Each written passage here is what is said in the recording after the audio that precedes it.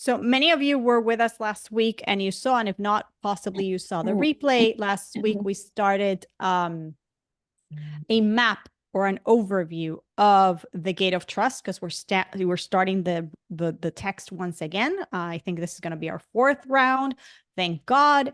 And what I started to do was this overview or this map of what the book is actually telling us so that when we're in it, we have an idea of where this is going and leading us, because many people tend to get confused by the text. So up till now, last week, we did the introduction of the book plus chapters 1, 2, and 3.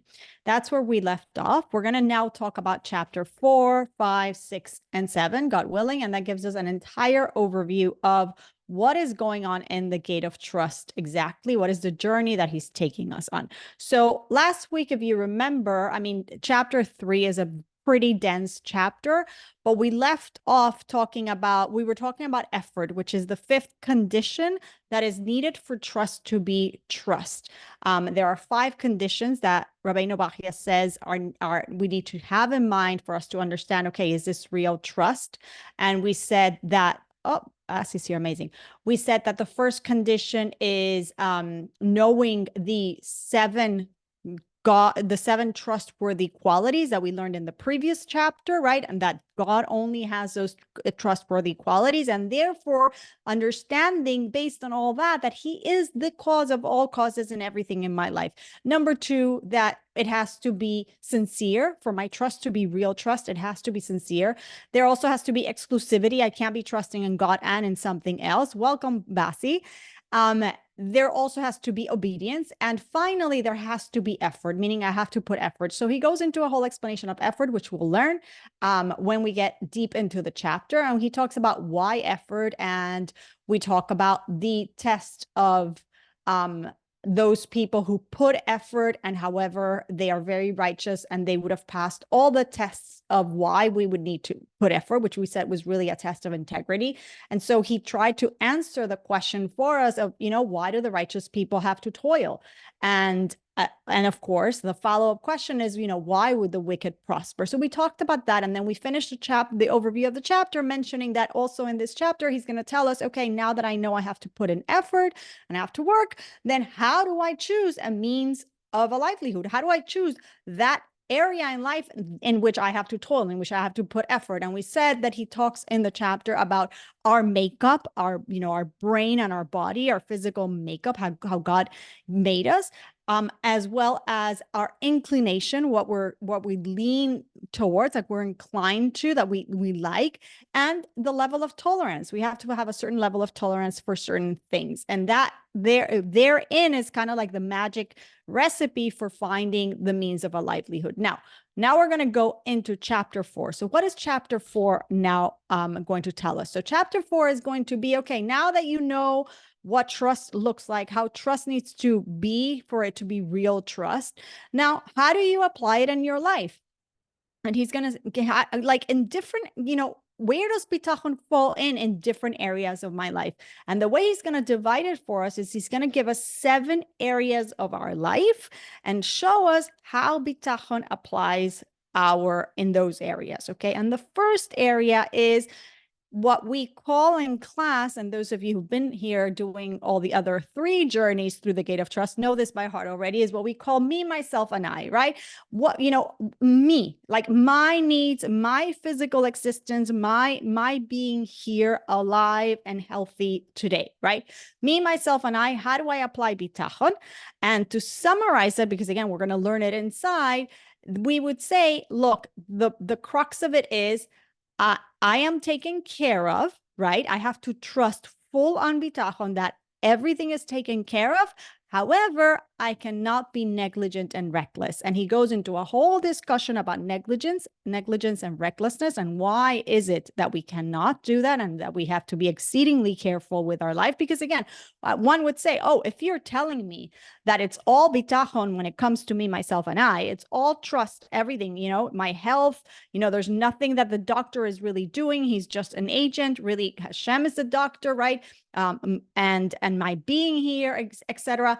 then I could eat whatever I want, or I could go do, high risk sports or who knows what adventures, or take whatever, medications or who knows what, right? I could be completely negligent and reckless because anyway, God is the one who decides the timing of my life and how long I'm going to be here. And the answer, says Rabbi Novachia, no, no, no, no, no. It doesn't go like that. You cannot ever be negligent and reckless. And he explains to us why. We'll learn it inside later. And then the second area is, well, okay, now what about the other important part of my life, my existence, which is my money and my stuff, right? Well, yes, my being here, that's fine. I understand about bitachon all the way, but just don't be reckless. What about my money and my stuff? How does it apply? So it's going to be a lengthy discussion, but to summarize, what it's going to teach us there, it's the idea that I have to trust that I will have what I need. And he tells us not to fall into the trap of being one of three types of characters. Number one, a hoarder who hoards all the money that they get. Number two, a type of gangster, a person who does illegal things or, questionable things with his money because he's always trying to see if he can outsmart Hashem and get more money, right? Or an egomaniac who is constantly looking for people to, give him accolades and recognition for how he takes care of them, if he's in a position to take care of them, or he's looking to befriend others and rub shoulders with the right people so that he, God forbid, that he benefits from them, even though there's not such a concept. He's such a foolish person. So this is the type of character that Rabbeinu Bachya warns us again and again throughout the week, the book. We're going to see so many times that he's reading into us, into the kind of tendencies that we have, that it's almost comical because we would say, oh, I've behaved like that, or I used to be like that, or I know people who behave like that, right? And it's a very, very relatable book, even though it was something that was written 1,000 years ago in Spain, right? But it's just as relevant today and it's just as relatable. Okay. So when it comes to my money and my stuff, I have to trust that I will have what I need. And by the way, just as an aside, you should know that also we're going to see right there that it talks about the fact that when it comes to the things that I need, the money that I need, my immediate needs, that's where I have to put effort. And again, this goes back to the discussion on chapter 3 of effort. That's where effort, you put effort in the place where Rabbeinu Bachya told you have to put effort, right? That ideal sweet spot of a means of a livelihood. But then anything above our needs is all bitachon, right? A person doesn't have to overexert themselves. They don't have to put effort. And the fallacy or the trap is that we tend to overexert ourselves because we don't trust that anything above that is going to come to me. Okay. So we have to trust that we're going to have what we need. However, for that category, the category of need, we put the effort. And again, effort is very minimal. You have to do something. And anything beyond that, it really comes based on the level of trust of a person.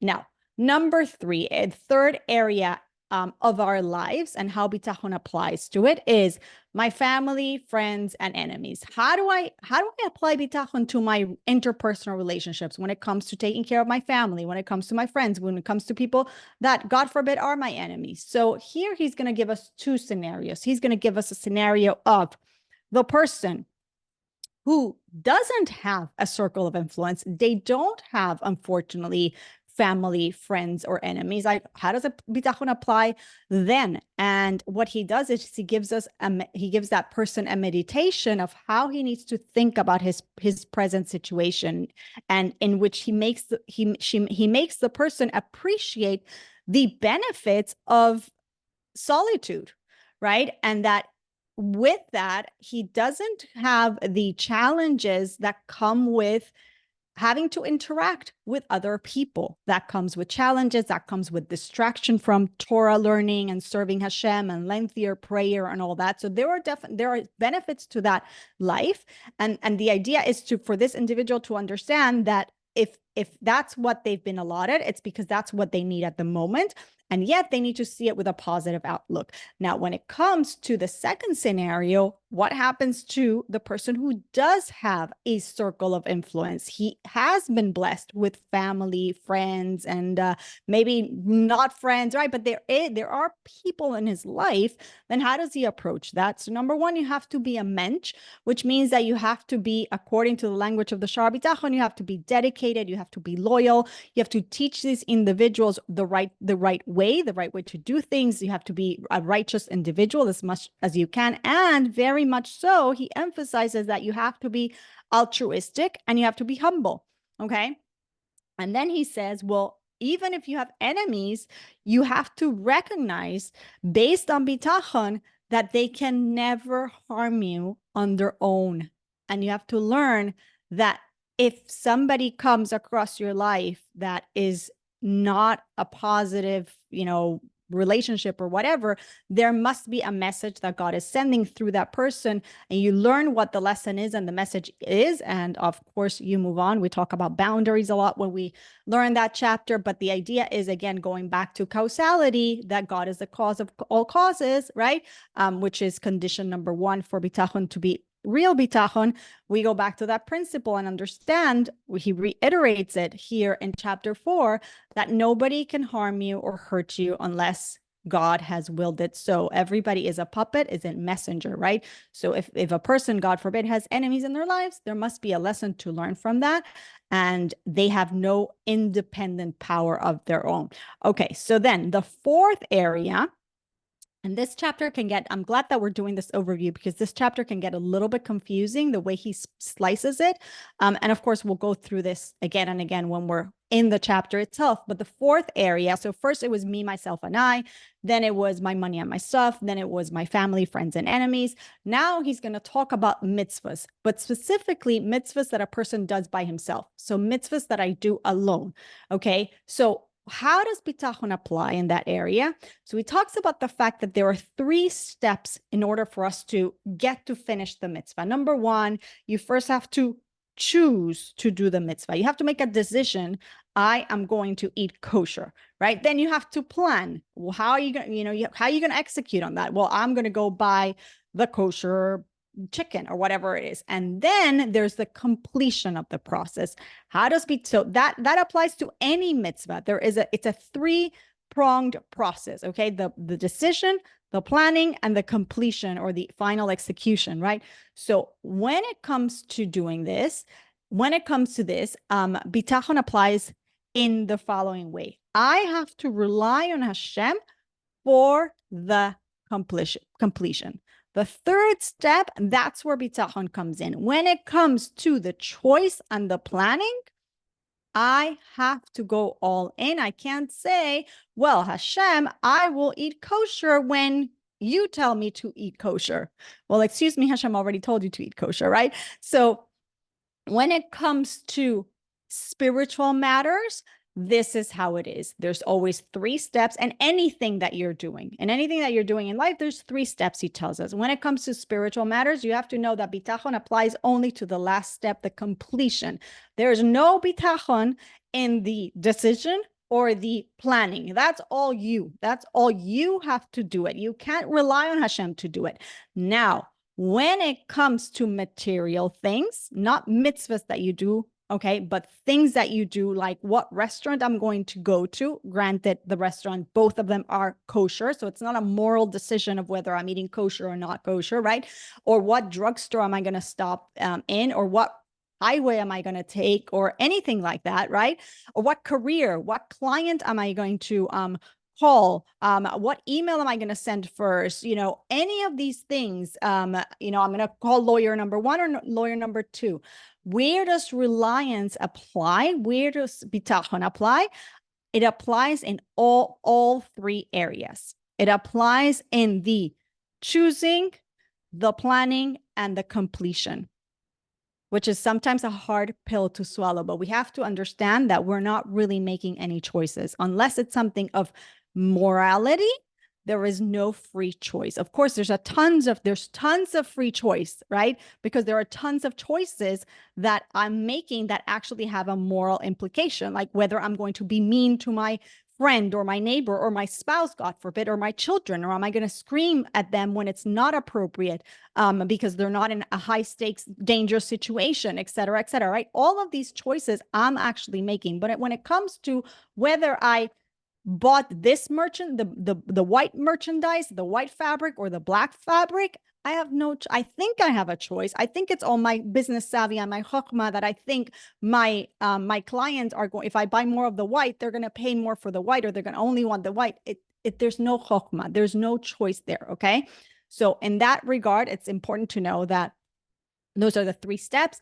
And he walks us through the 3 steps. And he tells us when it comes to spiritual matters, bitachon applies to the 3rd step, the completion. When it comes to material matters, bitachon applies all the way from the choosing, the planning, and the completing. So in anything that we do in our lives, the beautiful thing of this is that we can say, thank Hashem, please help me choose the right thing. I trust you that you're going to help me choose the right client, or the right merchandise, or the right fabric, or the right lawyer, or the right pharmacy, or the right restaurant, or whatever it might be. Okay.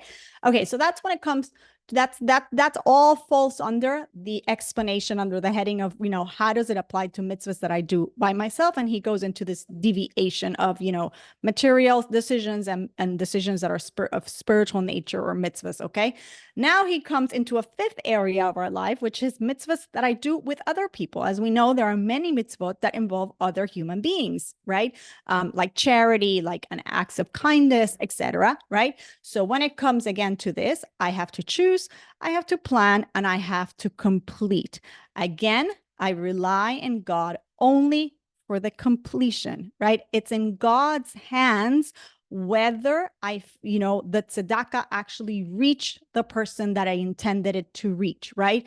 I chose to give it, I planned to give it, right? And I did everything in my power. I made the wire transfer, etc. Now, if the banking system falls, if whatever it is that's beyond my control and it doesn't reach the person, that it's all in God's hands. But I have to go in with the reliance that God is going to help me finish the job, in the same way that we said about mitzvahs that I fulfill alone, right? I'm going to eat kosher, or I'm going to keep Shabbat. I have to choose, I have to plan, and I have to then rely on Hashem that he's going to get me to the finish line, get to those Shabbos candles on time. I bought the wax, the candles, I left my job early enough, etc. And then I rely on Hashem to take me to the finish line. Same thing with mitzvahs that I do with others, okay?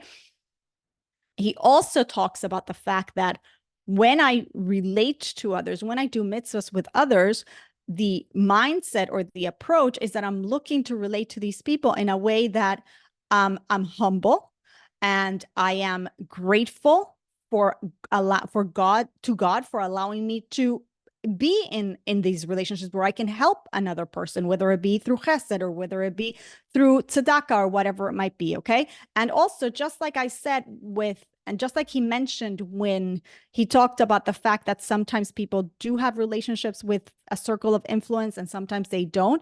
And when he talked about the fact that the individual who does have a circle of influence, he said, Rabbeinu Bachya said that you have to be humble, but you also have to be righteous, and you have to model the right behavior. So the same thing it's going to mention here. Okay. So now the sixth category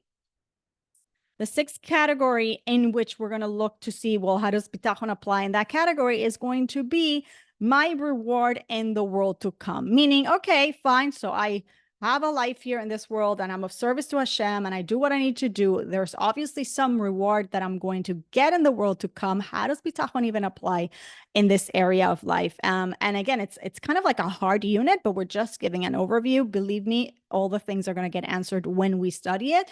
But he basically talks about there being 3 kinds of rewards.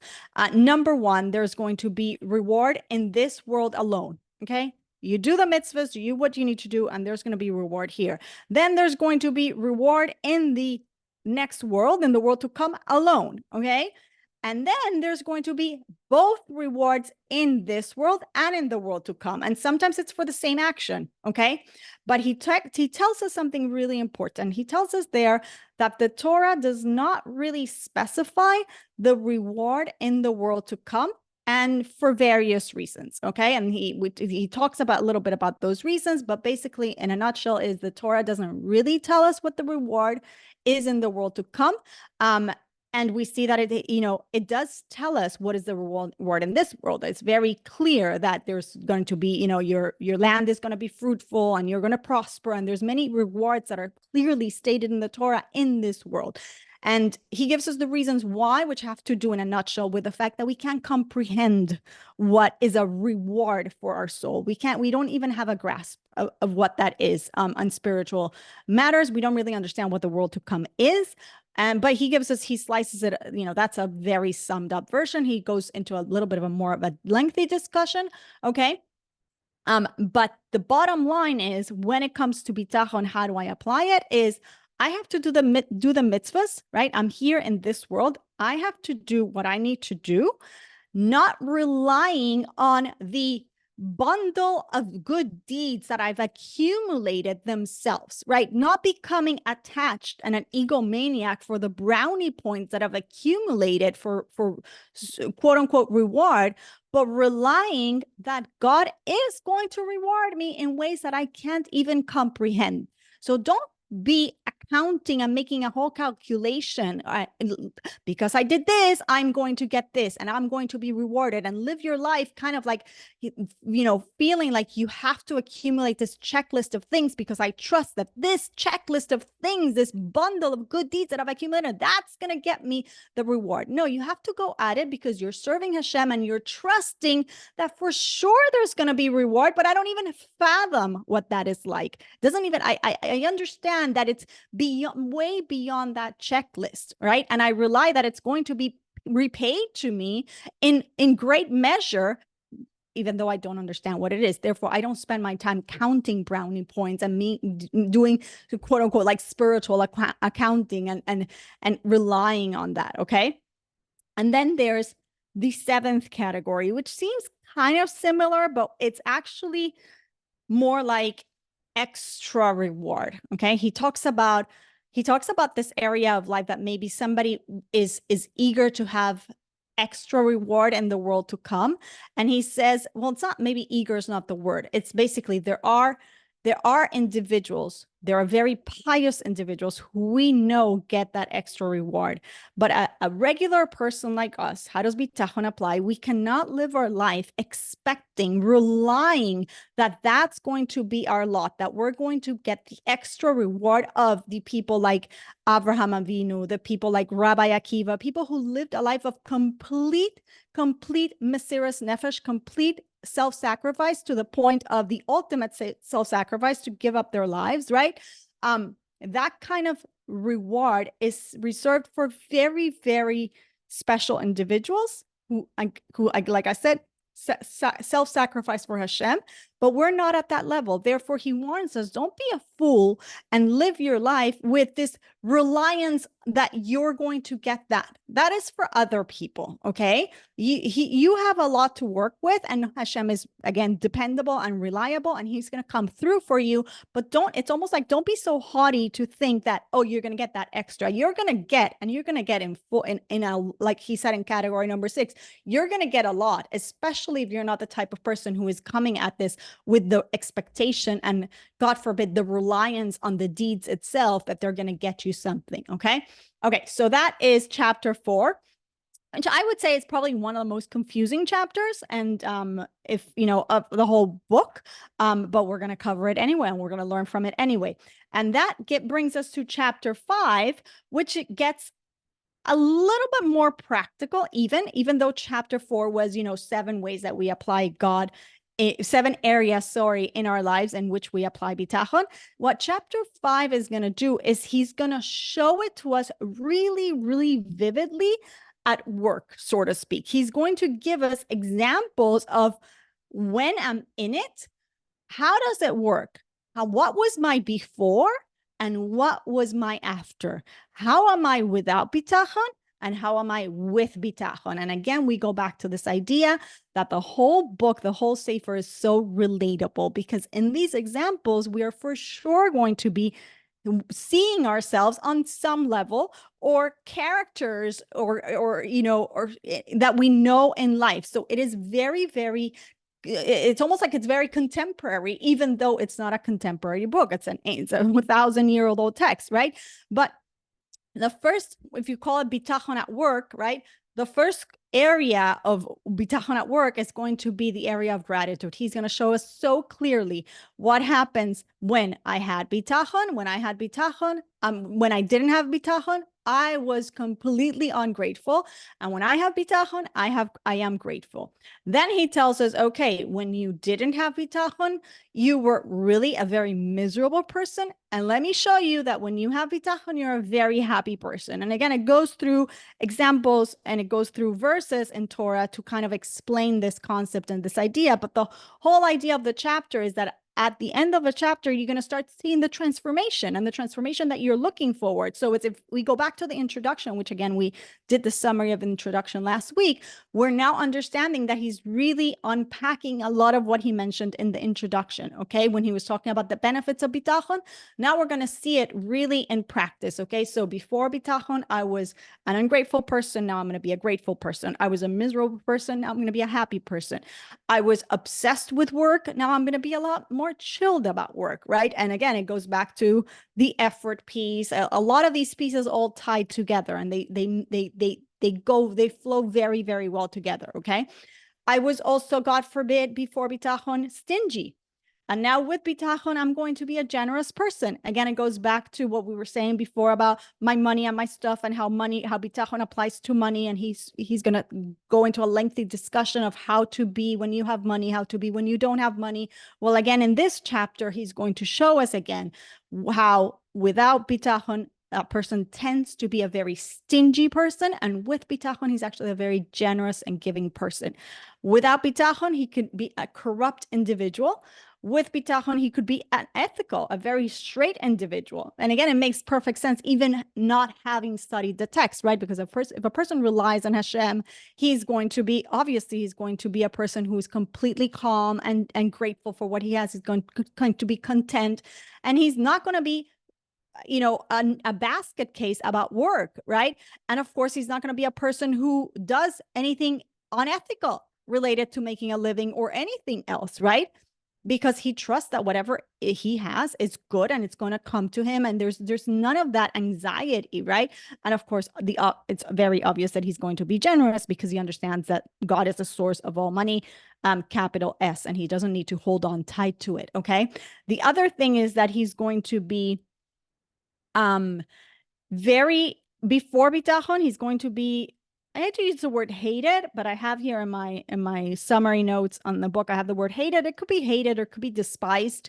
With bitachon, he's actually a very beloved person. And there's a beautiful description of how he's beloved and he's a source of blessings, and everybody, he's actually, I like to say usually in another class that I do, like another class in bitachon, which actually, I think, Alex, you've heard me say it. I usually say in that class, he's a magnet. That's a class that I gave in Florida. He's a magnet. He attracts, he has like all the good vibes.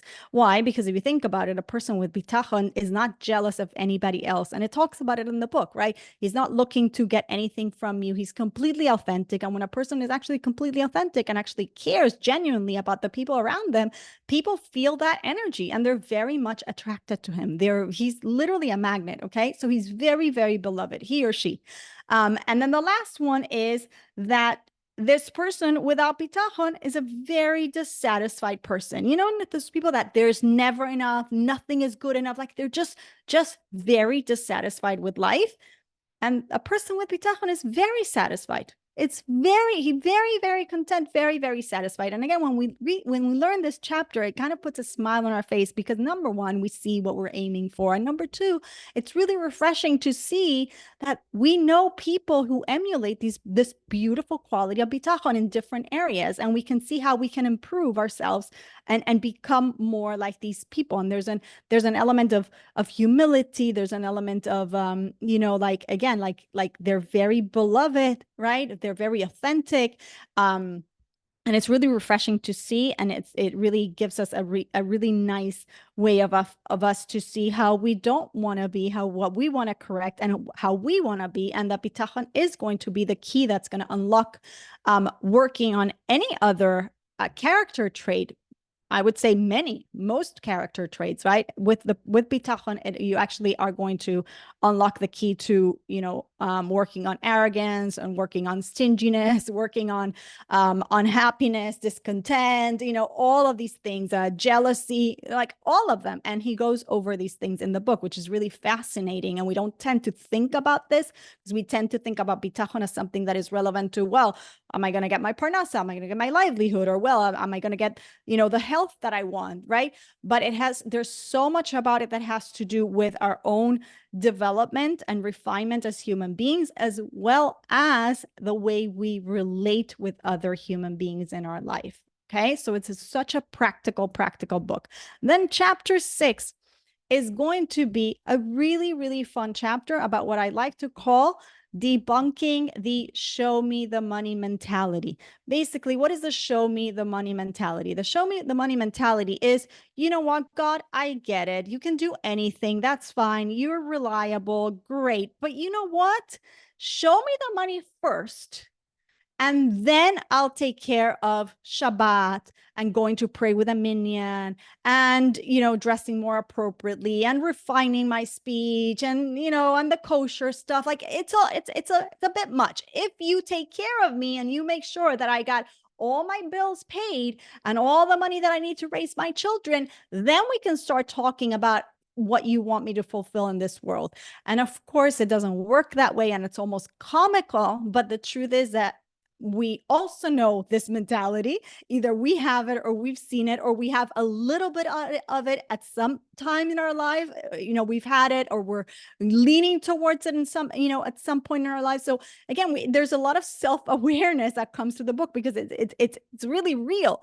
And what he's going to do is he's going to say, excuse me, like, that's a crazy mindset. Let me just show you how ridiculous it is. And he goes through this whole chapter to debunk that mindset. It must be something pretty prevalent in people's lives. It must be like this kind of like tendency that we have, that he dedicates a whole chapter to show us how foolish we would be to actually ask of God that he take care of all the bank accounts right now. And again, I say it very extreme because he says it very extreme, but on some level, most of us have had that at some point where we're like, no, I'm not going to pray because right now I need the bank account filled, or like we get so anxious with God and we neglect the relationship, neglect what we need to be doing here, right? What's really of the essence, what really matters in our journey in this world, which is actually bringing light to the world, being of service. I'm not saying money is not important. God forbid, I would never say that. It's very important, but you know what I mean, right?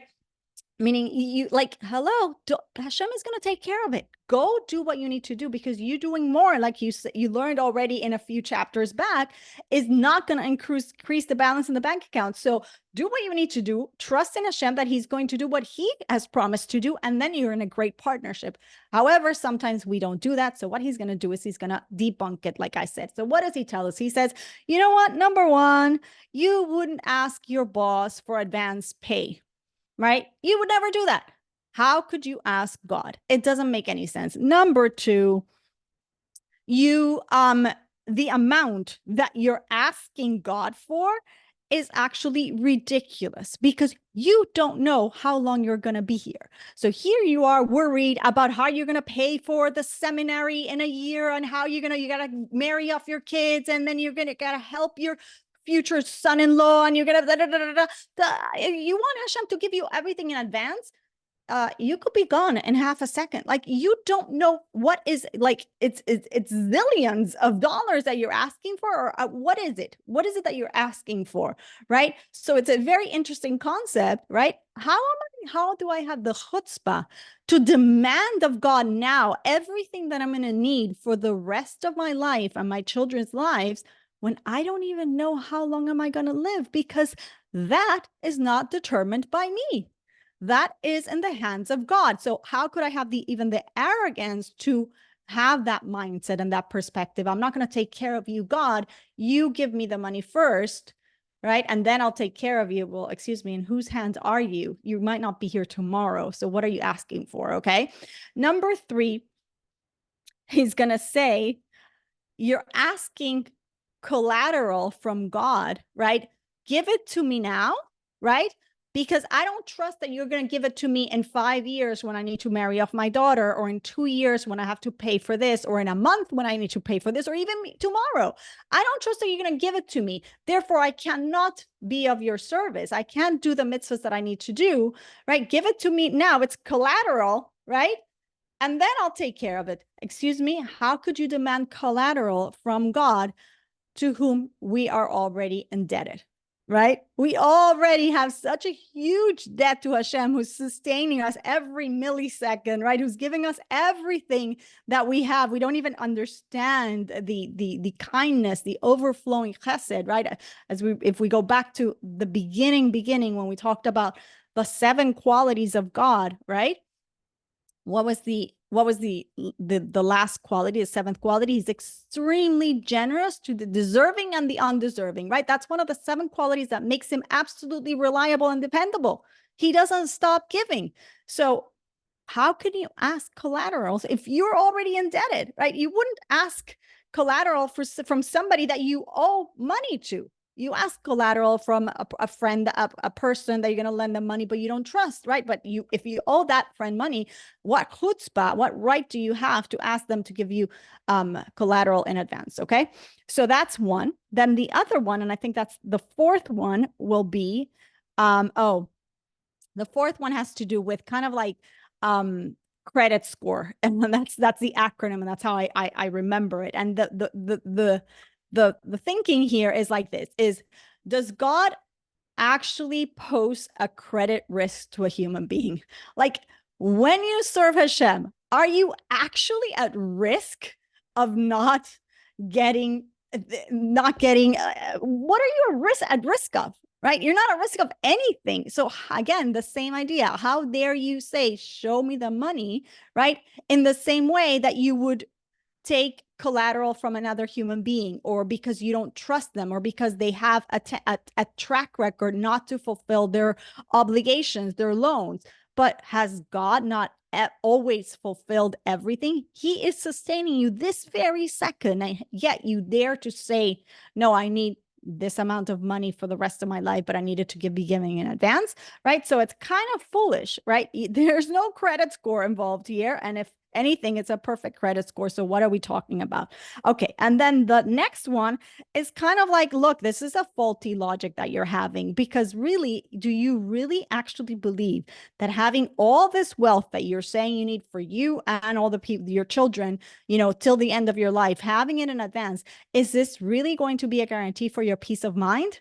Right? You'd be very, very foolish to think that. It's a faulty logic, and anybody who has a little bit of common sense and looks around them sees, oh no, actually having all the money in the world, it's not a guarantee for my peace of mind. Therefore, we go back to the definition. Oh, actually, the only guarantee for peace of mind is bitachon. So why are we doing this to Hashem, and why are we doing this, more importantly, to our relationship? Why are we even going down this faulty mindset of show me the money mentality, or show me the money mindset, and tarnishing the relationship, which at the end is, the essence of what bitachon is, as we mentioned last week when we were defining the word. And then the other one is, okay, great. You want the money now in advance, all the money that you're going to need forever. Again, bear in mind that we don't know how long we're going to be here, but let's say, okay, that's how this person thinks. Well, isn't God's reward for whatever we're neglecting to do, because again, we want it in advance, multiples and multiple times greater than anything that I'm demanding of him today? Obviously it is. So it's almost like I'm asking for double pay. Like, I'm asking for the reward of being in the relationship plus the financial reward now. Like, it doesn't make sense. And then the last one is about my ability to repay, right? My ability to repay Hashem is totally unknown to me. Why? Because it ultimately depends on him. Again, meaning if I say, Hashem, you give me everything now because I'm going to reap, and then after you've given it to me, I can take care of Shabbos and whatever it is, and mitzvahs and going to minyan and learning or whatever it is, right? I can't hear of divine service because I need to know that you've given it all to me now, right? Well, excuse me, and then I'm going to take care of it. Well, how do you know that there's going to be a then? Right? If it's in God's hands, right? It's faulty thinking. It's really very chutzpah. And that's what he spends that whole chapter kind of debunking, and kind of it becomes a little bit comical, and we kind of laugh at ourselves, and hopefully by the end of the chapter we walk out thinking, oh, we definitely don't want to be like that because it's really foolish, and I'd rather have a real and more genuine relationship with my creator. And of course there's going to be tons of benefits, just like he told us in the introduction, and he's told us throughout, but ultimately I want the relationship, and this is no way to have a relationship with having this mindset. Okay, so speaking of relationship, what he's going to do in chapter 7 is the following. He's going to first give us common pitfalls, three common pitfalls, three common things that come up all the time and are going to hinder your bitachon. These are going to be things that it's almost like he's giving us troubleshooting tips. We've gotten to the end of the journey. I've given you a really methodical breakdown and understanding of what this bitachon thing is, what it is not, how does it look in your life, how should it not, etc., etc. Now, let me warn you that there are going to be three things that if they come up in your life, they are what's going to trip you over. Number one, okay, is foolishness, or forgetting God's trustworthy qualities. So if you forget, right, who God is, right, and what makes him reliable, a person's going to trip over, right? So what is the troubleshooting tip? Well, you have to know those qualities. It has to be rock solid in your mind so that emotionally you feel it, that you feel that you are taken care of, right?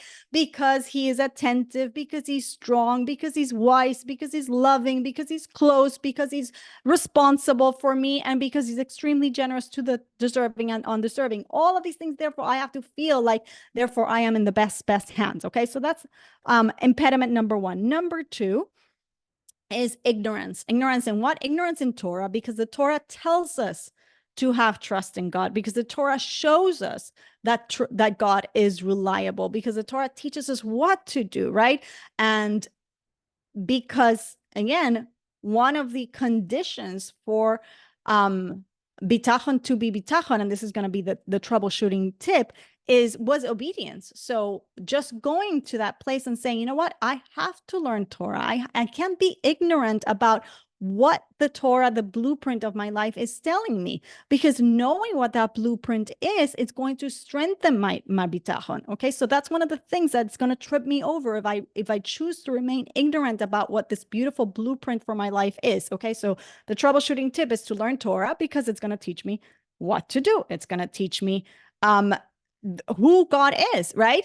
And again, like I said, after all, one of the 5 conditions that we said for bitachon to be bitachon, like he told us in chapter 3, is obedience, right? We have to know what the blueprint says. And then the third impediment is confusion about something very, very important. And again, we go back to condition factor number 1, the 5 factors that we have to have for bitachon to be bitachon, which is, we said, causality, understanding that God is the cause of all causes, right? He has all those 7 trustworthy qualities, which could be summed up in, therefore, he is the cause of everything in my life. And he talks about this extensively throughout the book, and he does it again because it's that important. So he said one of the impediments, the third impediment, is going to be that a person could get confused, and he's going to attribute to the intermediaries, he's going to attribute powers as though they were the cause for anything. They're going to think that the thing that is closer to you is actually what is causing something. And he gives us the example, and here I'll use, like, my husband was just stopped by policeman the other day because unfortunately he was speeding. Miraculously, he did not get a ticket. He got a warning, and he called me and he's like, you don't understand. I just had a miracle. I just had a miracle. I got pulled over. I was definitely speeding, and the cop came back and he gave me a slip, and I opened it, and he said, did you read what it said? And I looked down again at it. I hadn't really like looked at it. I was like still shocked that I'm getting a ticket. And it says big bold letters, warning. And then I look at his name tag. You're not going to believe this, ladies. And the officer's name was Love. His last name was Love. And my husband says, yeah, I got it. God is talking to me. I get it. I got the warning. I don't have to speed. God is the one who takes care of the timing of everything in my life. There's nothing I can do to accelerate, speed anything up or delay it. Therefore, you don't need to rush. I'm like, okay, I'm hearing music to my ears. I get it, right? So I get it, Hashem. He says, I'm going to keep this warning sign forever. And knowing my husband, who he is, Sherry, you will see that slip frame somewhere in my house, right? It'll be here. And if it's not framed, it's going to be in a pile annoying me for the next 20 years until one day. And he's going to be like, no, you can't get rid of it. Right. But what's the point here? The point is, let's say, God forbid, we get the ticket, right? We think, first of all, we don't, but one could be foolish enough to think it's the ticket who has power over us, right? We could be angry at the ticket, right? Or we could be angry at the policeman, right? But ultimately, the ticket has no power. The policeman has no power. The ultimate power, really, if I'm going to fight this ticket, I got to go to the judge, right? I got to go talk to somebody who could really clear this ticket, because the cop doesn't have any authority to clear it. He has the authority to give it, not to clear it. And he gives the example of, there's the king, and there's the second in command, and then the third in command, and then there's the taskmaster, and and then there's the whip, and the whip is the one who gives the punishment to the person that the king wants to punish, right? It's the king who wants to send a message to the individual he's punishing. But who delivers the punishment? It's the whip. Now, the person, again, could assume that it's the whip that has power, or that it's the taskmaster, or that it's the third in command or the second in command, right? Ultimately, the farthest quote unquote cause is actually really the one in power. So what is the impediment here? That a person can forget who is the cause of all causes, the one who is farthest, right?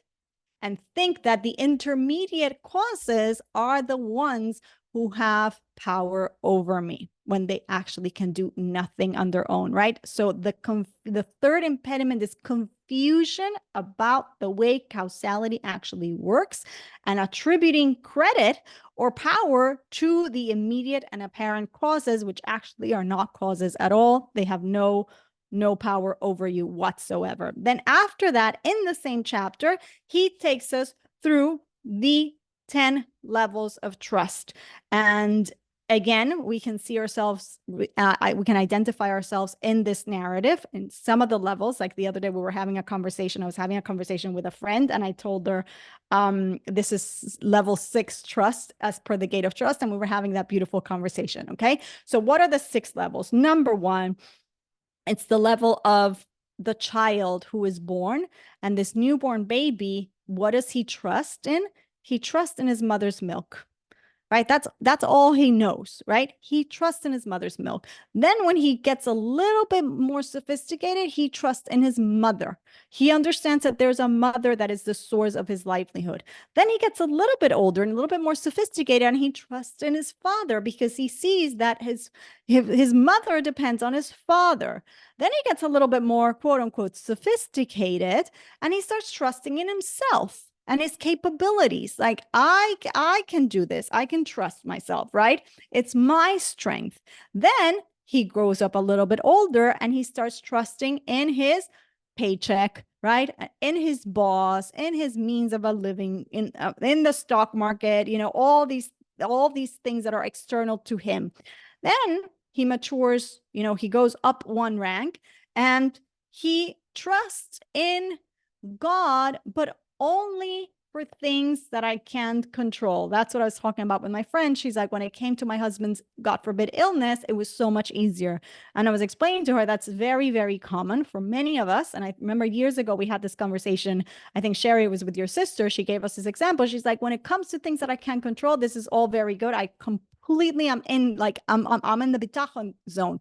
But then it's all the other things, right? And that's the fallacy, right? That we put our trust in God when turbulence hits the airplane, or when the doctor is coming with a news that is not a news that we want to hear, right? Things that are beyond my control. My spouse is going into surgery, and then all of a sudden I have bitachon. But when it comes to every other thing in my life where I have the illusion of control, I can't let go of the grip, right?